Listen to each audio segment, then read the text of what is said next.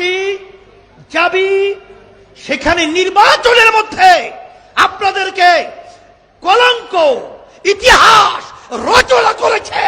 এরপরে আপনাদের বুঝেছে না কারা দোষর ছিল, কারা খুনিদের, তাদের বিচার না হওয়া পর্যন্ত দল নিষিদ্ধের ব্যাপারে আপত্তি জানায়। এরা বাংলাদেশের জনগণ জানে। এনি সাহেব বিএনপি সেখানে আমাদের ব্যাপারে ভণ্ড শব্দ ব্যবহার করে আমরা কি ফ্যাসিস্টের সহযোগী ছিলাম।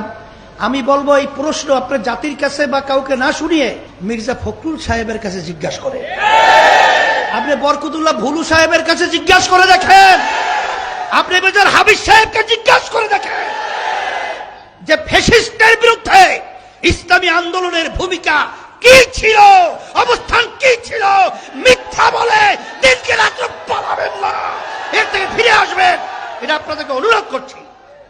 সেই হিসাবে পরিষ্কারভাবে আমি বলছি, কারা দোষর ছিল, কারা